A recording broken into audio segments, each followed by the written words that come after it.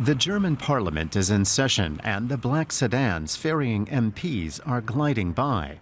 But I'm here to meet a lobbyist, someone who represents special interests and whose job is to influence decisions made by government, someone like Peter Spari. I catch them at breakfast. As you know, MPs don't have anything in the fridge, so they're running around here with empty stomachs. They're hungry, they're receptive. Breakfast is where it all happens. Armed with business cards, he's a lobbyist for the building industry and various associations. Fire protection, home ventilation, building contractors, all sorts of associations. I'm especially close to contractors and have been promoting their interests for years. We had a homeowner subsidy here in Germany for years, which helped families who wanted to build a home. More single-family homes means more conservative Christian democratic voters. The statistics show that. Some lobbyists go into meetings and accost the MPs with files. Does that really happen?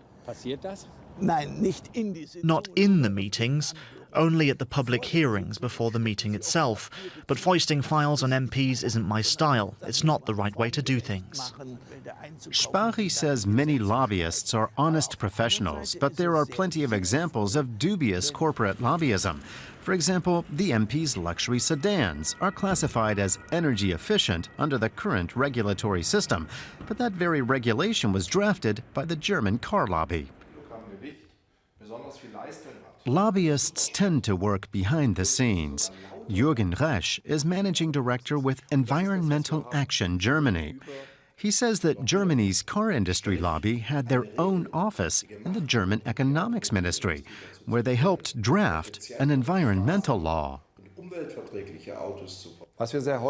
What we often see is that language drafted by the motor industry or other interest groups, the energy or chemicals industries, is adopted one-to-one by legislators.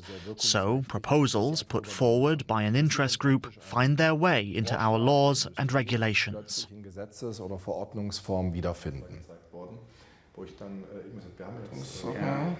Resch says that representatives of the car industry wrote a draft of the regulation issued by the German Economics Ministry. It was a coup for the car industry. A luxury sedan like the Audi A8 received the same carbon emissions rating as a small vehicle, like a Citroën C1. We took the case to court. We took it to the European Court of Justice. They instructed the German government to give us its entire regulatory file, including emails and documents. We were speechless when we examined them. The car industry hasn't just influenced this directive, it was even more brazen. They had actually written it. He shows me the letters and emails that the car industry and its lobby sent to parliamentarians. So how much power does the German electorate actually have over what happens inside the German parliament? I often find myself surprised how much influence is wielded by corporate lobbyists.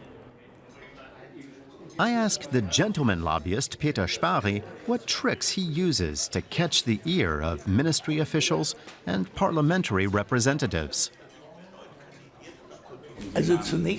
Well, first of all, I study his CV very carefully, and I adapt my style of speaking to his.